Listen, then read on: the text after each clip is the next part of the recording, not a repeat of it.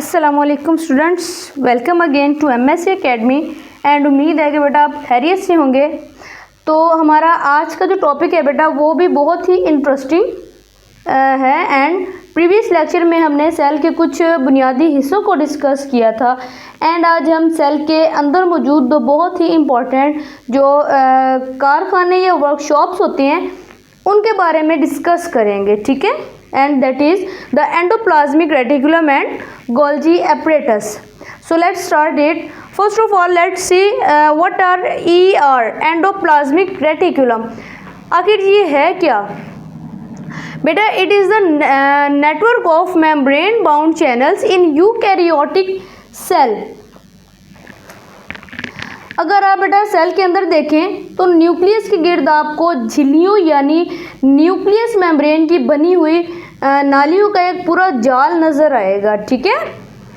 And बेटा वो जो नालियों के इस नेटवर्क को हम ER यानी कि एंडोप्लाज्मिक रेटिकुलम कहते हैं, ठीक है। न्यूक्लियस मेम्ब्रेन में जो झिल्लियाँ होती हैं, नालियों का एक जाल होता है बेटा बारीक बारीक सी, उनको हम ER यानी कि एंडोप्लाज्मिक रेटिकुलम कहते हैं। ये बेटा यूकैरियोटिक सेल्स यानी जिनमें वाज़े न्यूक्लियस होता है उनमें पाया जाता है, ठीक है। जो ER है वो यूकैरियोटिक सेल्स में होता है यानी कि जिनके अंदर न्यूक्लियस वाज़े हो रहा हो। And it has two main types, इसकी दो मेन टाइप्स हैं। First is rough endoplasmic reticulum that is RER and the second one is smooth endoplasmic reticulum that is SER. So let's see the RER ribosomes are attached to its surface. इसे rough या खुरदुरा इसलिए कहते हैं क्योंकि इसकी जो बेटा सरफेस या सतह होती है उस पर छोटे छोटे से दानेदार स्ट्रक्चर जुड़े होते हैं जिन्हें हम राइबोसोम्स कहते हैं, ठीक है। राइबोसोम्स की वजह से इसकी जो सरफेस या सतह होती है बेटा वो खुरदुरी नज़र आती है एंड इट प्लेज अ की रोल इन प्रोटीन सिंथेसिस। इसका सबसे बड़ा काम जो है वो सेल के अंदर प्रोटीन बनाना है। And the second one is smooth endoplasmic reticulum means SER. So it has ribosomes smooth surface.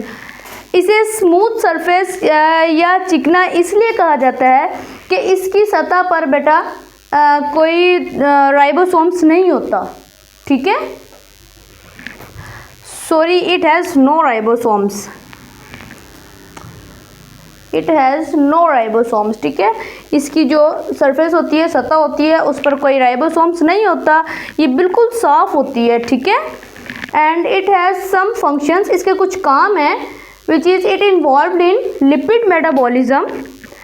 इसका जो पहला काम है वो ये है कि ये लिपिड्स बनाते हैं और उनके मेटाबॉलिज्म में हेल्प आउट करते हैं। And the second one is transport of materials within cell. ये सेल के अंदर चीज़ों को एक जगह से दूसरी जगह ट्रांसपोर्ट करता है। And the third one is it detoxifies harmful chemicals. ये नुकसानदेह जहरीले मादों को ख़त्म करता है यानी कि उन्हें डिटॉक्सीफाई करता है। And the fourth one is it helps in muscles contraction. ये मसल्स की कॉन्ट्रैक्शन यानी जो मसल्स होते हैं उनको सिकुड़ने में भी मदद देता है। एंड देन बात करते हैं हमारे सेकंड टॉपिक की दैट इज़ गोल्जी एपरेटस।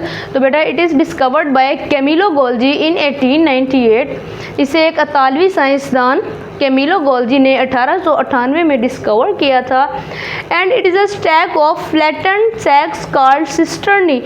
ये देखने में चपटी थैलियों, सैक्स थैलियों को कहते हैं, फ्लैटेंड मीन चपटी।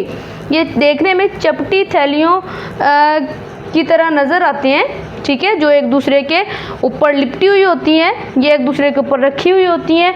इन्हें हम बेटा सिस्टर्नी भी कहते हैं, ठीक है, इन थैलियों को। अच्छा, they are found in both plants and animal cells. ये प्लांट और एनिमल दोनों के सेल्स में पाया जाता है, ठीक है।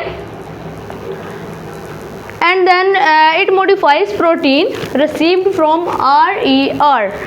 बेटा गोल्जी ऑपरेटर्स को हम पोस्ट ऑफिस या पैकेजिंग सेंटर भी कह सकते हैं, ठीक है। इनका जो काम है वो जो प्रोटीन हमें RER से यानी रफ एंडोप्लाज्मिक रेटिकुलम से जो प्रोटीन हमें मिलती है, गोल्जी ऑपरेटर्स इनमें कुछ तब्दीलियां करते हैं यानी उन्हें मॉडिफाई करते हैं and then packs them into Golgi vesicles, और उन्हें छोटी छोटी थैलियों में बंद कर देते हैं या पैक कर देते हैं जिन्हें हम गोल्जी वेजिकल्स कहते हैं। And then they transport this materials inside और आउटसाइड द सेल्स, और फिर ये जो उन्होंने पैकिंग की होती है इन मटेरियल्स को सेल के अंदर या बाहर जहाँ ज़रूरत होती है वहाँ भेज देते हैं। And then in last Camillo Golgi won the Nobel prize in 1906। इस अजीम दरियाफ्त या डिस्कवरी पर कैमिलो गोल्जी को नोबेल प्राइज़ से भी नवाजा गया था। तो बेटा आज का हमारा जो लेक्चर है यहाँ पर ख़त्म होता है। And if you have any query then you ask in comment section. Thank you. अल्लाह हाफिज़।